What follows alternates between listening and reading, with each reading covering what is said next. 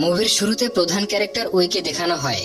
We হচ্ছে এই shopping মলের মালিক। তার সবকিছু গোছালো এবং পরিষ্কার চাই। সে তার শপে এসে একটা শিল্পে ময়লা দেখে এবং ব্যাগ অগোছালো অবস্থায় ছিল।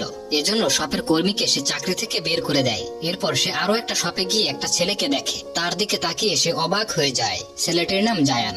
তখন একজন মহিলা বলে সে একটা প্রোডাক্ট কিনেছে কিন্তু প্রোডাক্টটি ভালো না এবং সে শপের মালিককে খুব আজে বাজে ভাবে গালি দিচ্ছিল। উইয়ের ম্যানেজার তাকে এসব না দেখার জন্য নানাভাবে বাধা দেয়, কিন্তু উই দেখে নেয় এবং সে কাস্টমারের সাথে ঝগড়া বাঁধিয়ে দেয়। তখন সেখানে জায়ান আসে। জায়ান এই মহিলাটিকে একটি অফার দেয়, বলে আপনি আমাদের মল থেকে শপিং এবং মেকআপ করলে আপনাকে বিশেষ ডিসকাউন্ট দেওয়া হবে। এসব কথা শুনে মহিলাটি তার ঝগড়া বন্ধ করে ফেলে এবং বলে এই সেলসম্যান অনেক স্মার্ট, সে কত সুন্দরভাবে এই সিচুয়েশনটা হ্যান্ডেল করেছে। উইয়ের ম্যানেজার তাকে বলে এই সেলসম্যানের নাম জায়ান, সে আজই জয়েন করেছে এবং সে তার আগের কোম্পানিতে টপ সেলার ছিল। সন্ধ্যায় নতুন এমপ্লয়ীদের ওয়েলকাম পার্টিতে উই অনেক বেশি ড্রিঙ্কস করে ফেলে আর মাতাল হয়ে সে পুরুষের ওয়াশরুমে চলে যায়। জায়ানকে দেখে বলে তুমি কি আমাকে ফলো করছো? জায়ান বলে এটা জেন্টস টয়লেট। উই বলে সত্যি সে জেন্টস টয়লেটে ঢুকে পড়েছে। তখন হঠাৎ সে জায়ানের উপর পড়ে যায়। তখন অনিচ্ছাকৃত ভাবে সে জায়ানের বেল্ট নিয়ে চলে যায়।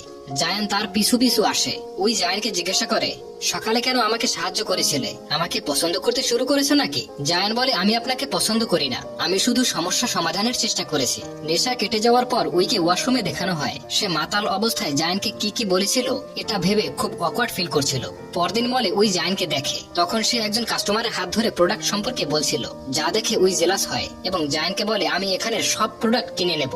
জায়ান তাকে বাহিরে নিয়ে আসে এবং বলে এসব কেন করছেন? উই বলে আমি তো তোমার সেলস বাড়াতে সাহায্য করেছি। এই বলে সে জায়ানকে মার্কেটিং ম্যানেজার পদে প্রমোশন দিতে চায়, কিন্তু জায়ান তাকে মানা করে দিয়ে বলে আসলে আপনি আমাকে পছন্দ করেন, তাই আমাকে অন্য মেয়েদের সাথে দেখে আপনি জেলাস ফিল করেছেন। তখনই শপের আরেকজন এমপ্লয়ের সাথে কাস্টমারের ঝগড়া লেগে যায়, তাই জায়ান তার সমাধান করতে ভেতরে চলে আসে। উই মনে মনে বলে পৃথিবীতে এই প্রথম ব্যক্তি যে আমাকে রিজেক্ট করে দিয়েছে। পরবর্তী সিনে উইকে জিমে দেখানো হয়। তার জিম ট্রেনার ও তার বন্ধু ইয়ং তাকে পছন্দ করে। সে সবসময় তাকে পটানোর জন্য নতুন নতুন কৌশল অবলম্বন করে। প্রতিদিনের মতো আজও যখন তাকে সে ইমপ্রেস করার চেষ্টা করছিল তখন উই রেগে যায়। ইয়াং তখন জিজ্ঞাসা করে আজ এত রেগে আছো কেন? উই বলে শপিং মলে আজ একজন নতুন এমপ্লয়ি এসেছে, সে নিজেকে অনেক বেশি হ্যান্ডসাম মনে করে, তাকে উচিত শিক্ষা দিতে হবে। এরপর মলে ইউজি এবং আরেকজন কর্মী ইউ এর সম্পর্কে কথা বলছিল। তারা বলে যখন থেকে মিস উই মালিক হয়েছে তখন থেকে অনেক এমপ্লয়ি তার আচরণে বিরক্ত হয়ে চাকরি ছেড়ে চলে গিয়েছে। তাদের কথাগুলো জায়ান শুনছিল। তখনই মলে কয়েকজন লোক এসে ভাঙচুর করতে শুরু করে এবং বলে এই মলের সমস্ত প্রোডাক্ট নকল এবং দামও অনেক বেশি। উই এসে বলে এসব বন্ধ করো আর এখান থেকে তোমরা চলে যাও, কিন্তু তারা তখন উইয়ের সাথে বাজে আচরণ করছিল এবং তাকে মারতে যায়। তখন জায়ান তাদেরকে মেরে উইকে নিয়ে সেখান থেকে পালিয়ে যায়। জায়ান বলে আপনি সবার সাথে উচ্চস্বরে কথা বলেন, এই জন্যই কেউ আপনাকে পছন্দ করে না। কিন্তু উই তার এসব কথা না শুনে জায়ানকে বলে তুমি আমাকে আপনি করে কেন বলছো? তুমি চাইলেই আমাকে নাম ধরে ডাকতে পারো। এসব শুনে জায়ান রাগান্বিত হয়ে বলে আমি আপনাকে সবসময় বাঁচাতে পারবো না, সবার সাথে ভালো ব্যবহার করার চেষ্টা করবেন। এরপর জায়ানকে টিউশন ক্লাসে দেখানো হয়। সে তার বইয়ের মধ্যে একটা চিঠি দেখতে পায় যেখানে লেখা ছিল আজ রাত 8টায় উইয়ের সাথে দেখা করতে এই ঠিকানায় চলে এসো। সে চিঠিটা ডাস্টবিনে ফেলে দেয়। অন্যদিকে উই জায়ানের জন্য অপেক্ষা করছিল। উইয়ের ম্যানেজার বলে জায়ান হয়তো টিউশন ক্লাসে গিয়েছে, এই জন্যই হয়তো সে আসতে পারেনি। এরপর সে জায়ানের টিউশন ক্লাসের সামনে চলে আসে। উই জায়ানকে জিজ্ঞাসা করে তুমি আমাকে ইগনোর কেন করছো? আমার সাথে দেখা করতে আসনি কেন?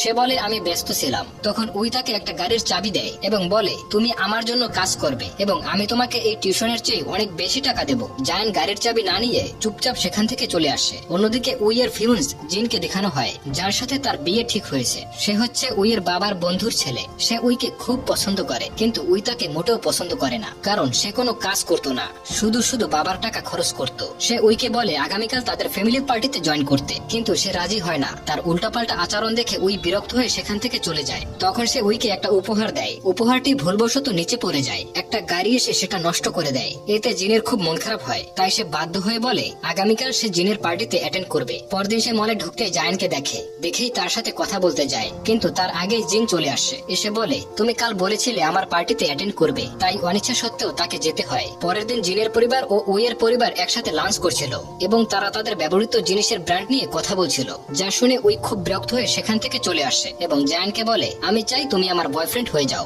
জায়ান বলে আমি আগেই না করে দিয়েছি। উই বলে মাত্র 1 মাসের জন্য হলেও তুমি আমার বয়ফ্রেন্ড হয়ে যাও, তারপর আমি তোমাকে এই মলের ম্যানেজার বানিয়ে দেব এবং বছরে 15 দিন ছুটি পাবে। এসব শুনেও জায়ান না করে দেয়। তখন উই বলে 2 দিন সময় দিলাম আমি তোমাকে, ভেবে জানাবে। পরে সে কার থেকে দেখে জায়ানকে একটি মেয়ে জড়িয়ে ধরেছে। পরবর্তী সিনে জায়ানের সাথে সেই মেয়েটিকে ডিনার করতে দেখা যায়। এই মেয়েটি হচ্ছে গুহি, যে জায়ানের ছোট বোন।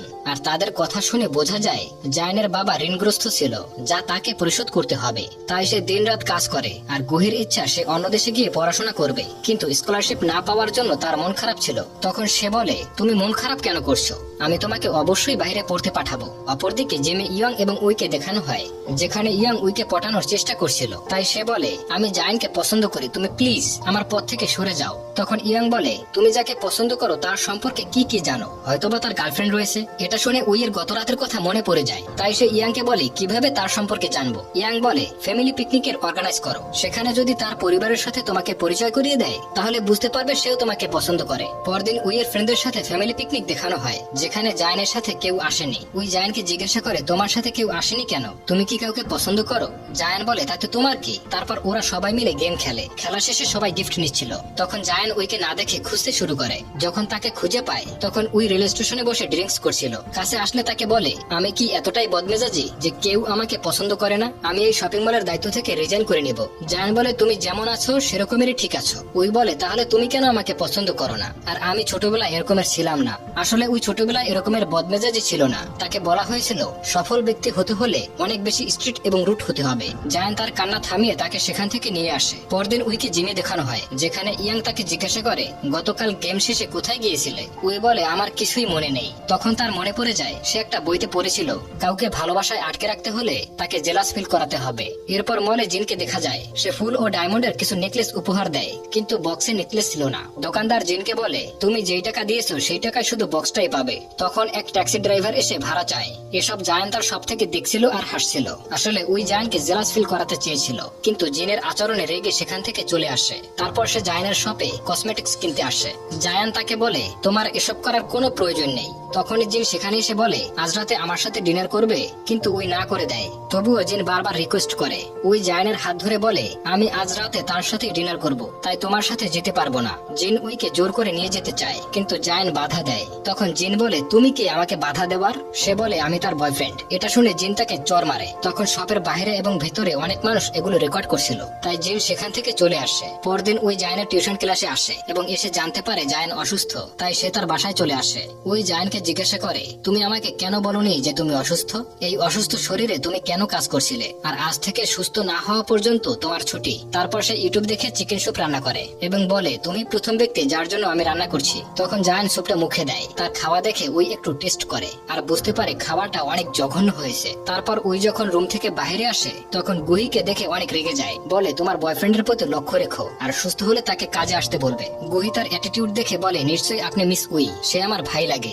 এই কথা শুনে সে হতবাক হয়ে যায়। এরপর সে ইয়াংকে সবকিছু বলে কান্না করছিল। তখনই আবার তার সেই বইয়ের কথা মনে পড়ে যায়। পরদিন ওই জায়ানের শপে আসে। তাকে দেখে জায়ান কাছে আসে। ওই তার সাথে কথা না বলে বরং ইউসিকে বলে তুমি রেডি হয়ে যাও, তোমাকে মলের প্রমোশনাল শুটের জন্য সিলেক্ট করা হয়েছে। তখন জায়ান তার সাথে কথা বলতে আসে। সেই সময় ইয়াং তার মাঝে চলে আসে। জায়ান বলে আমি তার সাথে জরুরি কথা বলবো, তাই তুমি এখান থেকে সরে যাও। তারপর ওই ইয়াং এর হাত জড়িয়ে ধরে। এই দেখে জায়ান অবাক হয়ে যায়। সন্ধ্যায় ওই যখন বাড়ি যাচ্ছিল তখন জায়ান তাকে বলে তোমার সাথে জরুরি কিছু কথা আছে এবং তাকে বাড়ি নিয়ে আসে। তার জন্য অনেক ভালো ভালো খাবার রান্না করে। জায়ান উইকে বলে তুমি অন্য কারোর জন্য বদলে যেও না, তোমার এই অ্যাটিটিউড তোমার সাথে শুট করে। আসলে আমি তোমাকে আগে পছন্দ করতাম না, কিন্তু এখন আমি মনে হয় তোমার প্রেমে পড়ে গিয়েছি। তুমি কি আমার গার্লফ্রেন্ড হবে? এসব শুনে উই ভাবে সে হয়তো স্বপ্ন দেখছে। পরবর্তী সিনে গুহি বাসায় আসে এবং একটা ওয়ালমেট দেখে সে খুশিতে নাচতে থাকে। সে টেবিলে 2টা প্লেট দেখে জায়ানকে জিজ্ঞাসা করে নিশ্চয়ই বদমেজাজে উই এখানে এসেছিল তাই না? জায়ান বলে প্লিজ তুমি তাকে এসব বলো না, সে আমার গার্লফ্রেন্ড আর এই ওয়ালমেটটা সে তোমাকে গিফট করেছে।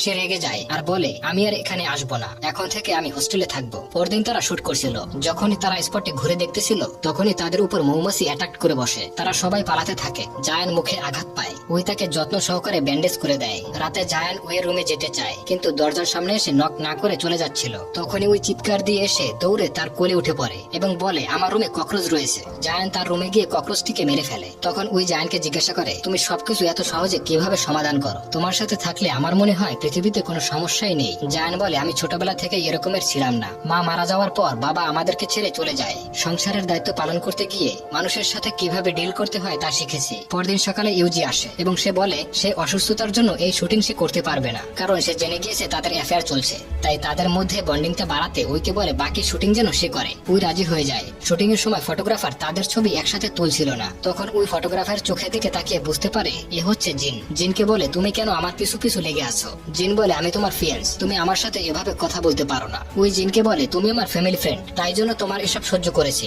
তাই প্লিজ এখন এখান থেকে চলে যাও। পরবর্তী সিনে জায়ান আর উইয়ের অ্যাড পুরো শহরে দেখাচ্ছিল, আর ইয়ং ফটোগুলো দেখে খুব মন খারাপ করে। পরে জায়ান গুহিকে উইয়ের সাথে দেখা করতে শপে নিয়ে আসে। গুহি তার ব্যবহারের জন্য উইয়ের কাছে ক্ষমা চায়। উই তাকে শপের সব থেকে দামি একটা নেল পলিশ গিফট করে। এরপর জায়ানের ঘরে তারা দুজন লাঞ্চ করছিল, তখন গুহি এসে বলে সে স্কলারশিপ পেয়েছে। গুহি উইকে বলে আমি অন্য দেশে চলে যাচ্ছি, আজকের পর থেকে আমার ভাইয়ের সমস্ত দায়িত্ব তোমার। এরপর জায়ান এবং উই প্রথমবারের মতো পার্কে ডেট করতে আসে। জায়ান তাকে পার্কের সব আলো জ্বালিয়ে সারপ্রাইজ করে দেয়, আর সুন্দর মুভিটি এখানেই সমাপ্ত হয়।